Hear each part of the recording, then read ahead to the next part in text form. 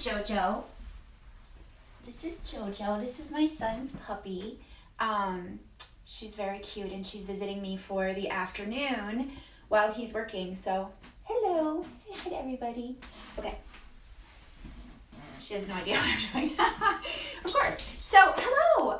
Welcome to my little demo. This is going to be from my soon-to-be released cookbook, 30-Minute Paleo Meals. It's called the 30-Minute Paleo Cookbook, but it is full of 30-minute paleo meals, which is a little bit different angle than I usually work.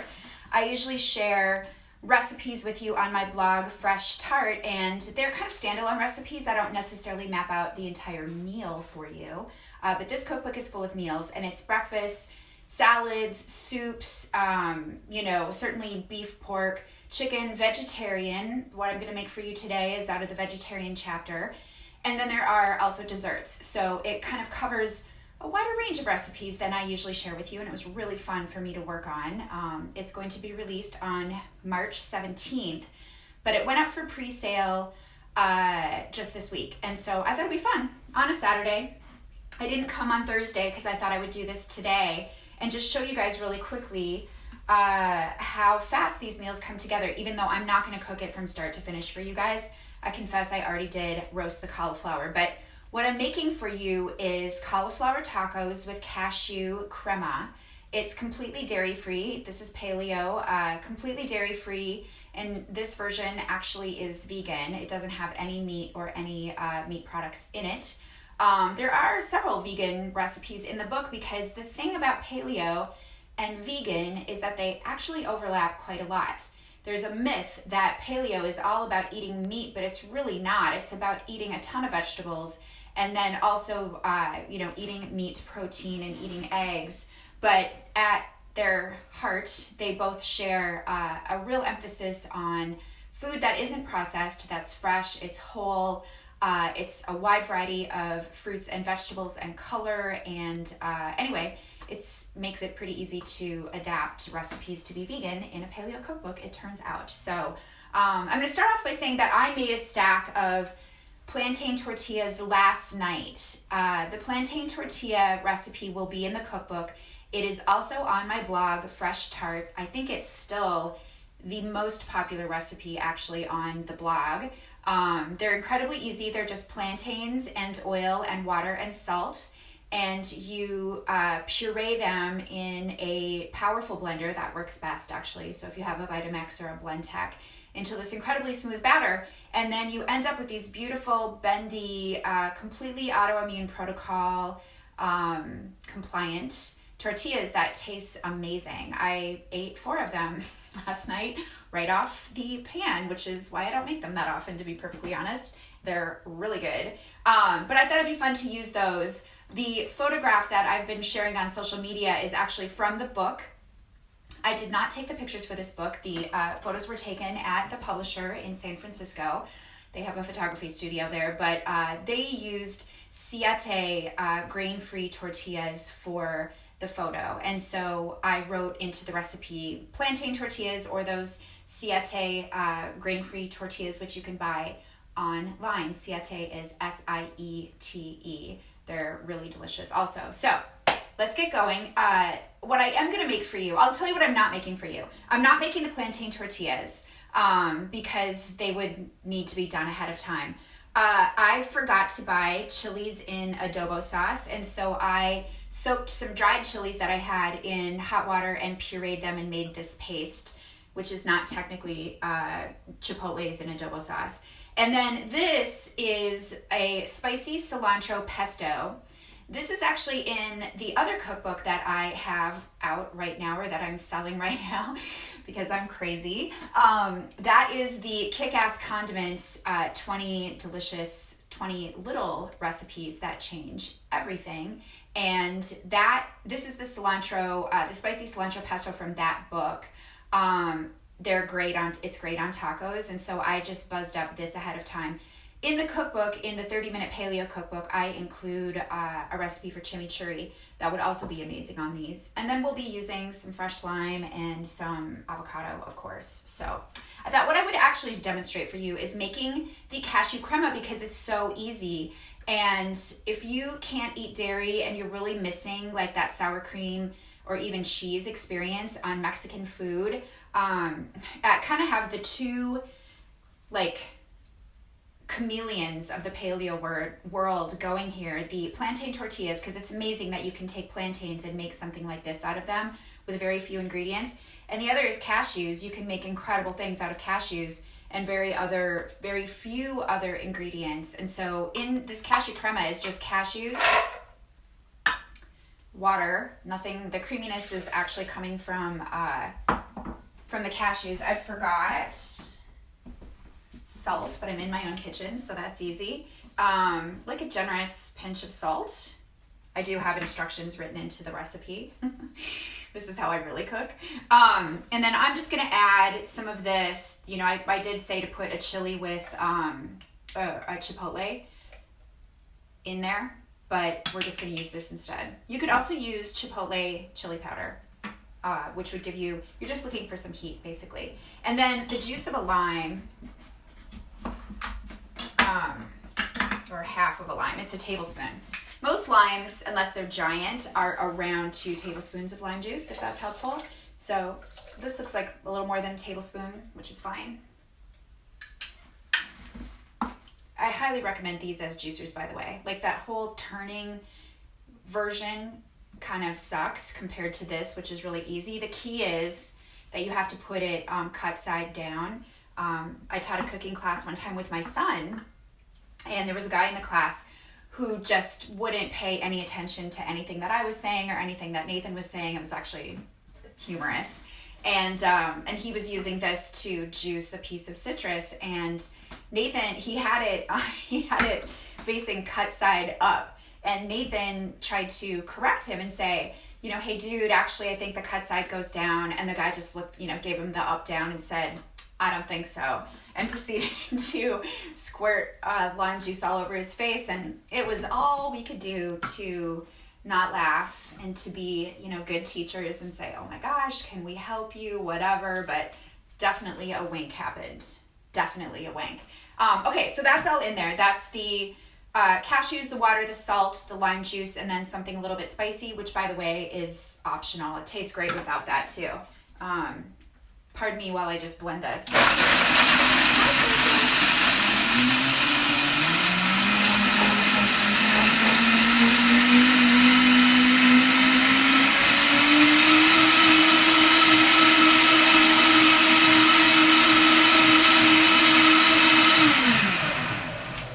Okay, I love my Vitamix. I've talked about it 1 billion times. That it is by far the most used appliance in my kitchen. But anyway, here's this beautiful creamy sauce. It's perfectly smooth, and it's got a pretty chipotle color to it, and it tastes amazing. It's incredible how good that is. It just tastes like cream basically. And the lime adds the tanginess that you would have if you used a soured cream to make crema. And so you get the tanginess, you get the spice, you get the salt, and then you get that creamy texture. So that's what we're going for. Let me ditch that. So to put together these tacos, first I'm going to show you the, here's the cauliflower. It's still hot. It's really browned and crispy. So I have you roast this at 425 for 20 minutes, and it's tossed with cumin, and it's tossed with some chipotle chili powder. Actually, again, that's optional. And salt and avocado oil, and it's just roasted until it's brown and crispy in parts. And the trick is to not actually just eat this right off the pan and to let it make it into your tacos. So here we have that. I'm just going to set it there for a second so you can see it. And then these tacos are really just unbelievably easy. So I've got these plantain tortillas that are warmed up a little bit, so they're bendy. These freeze like a dream. I just put little slips of parchment paper between them and stack them up the way I had them stacked, and then pop them into the freezer. So they work out really beautifully. You guys, I can see comments coming in, and they're coming in from the side, which is making me think that I'm tipped sideways, which is really unfortunate, and maybe I'll have to just do this whole thing over again tomorrow if that's happening. I'm a little worried about it and not sure what was happening with my phone, but anyway, I'm just going to keep going so that you have the gist of it. Uh-oh, JoJo's, hold on. What are you doing, JoJo? She's a puppy, she's a little naughty. Anyway, so here's the plantain tortillas. Then I'm going to go ahead and just add the cauliflower. That's what adds the body, that meat would add. And then the avocado. And so the recipe calls for using lots of fresh cilantro leaves, and you should totally do that. I got a little carried away making the cilantro pesto, and I used up all of my cilantro leaves in the in the pesto, and so I don't have any pretty cilantro to garnish with, but I'm going to finish with that pesto, so it'll be okay. So I'm just going to do some slices of avocado, which makes everything taste amazing. This is almost like cheating, basically, because everything in this is so good on its own. Of course, that makes an amazing dish when you just stack up all the good things. So we've got the plantain tortillas, we've got the cauliflower, we have the avocado, and then we could do a little squeeze of lime. Don't probably need to if we're using this pesto because it's lime-based. So we'll just go ahead and dab some of that on there. And then, of course, we're going to finish with the crema. So in case you're worried that the 30-minute Paleo book will not also be filled with condiments, worry not. I just used 2 on these tacos. So here's how they look. They look beautiful, and they're going to be my lunch. I timed this very selfishly over my lunch hour so that I could just eat what I prepare here.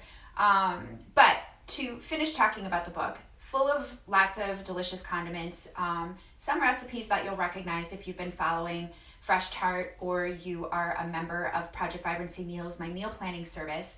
But I'd say more than half the book is actually new recipes. So there'll be plenty of new moves also, and lots of condiments that are just kind of built into the recipes. And I think a beautiful compliment actually to the Kick-Ass Condiments book. It's not an accident that they're kind of coming out at the same time, because here's my vision.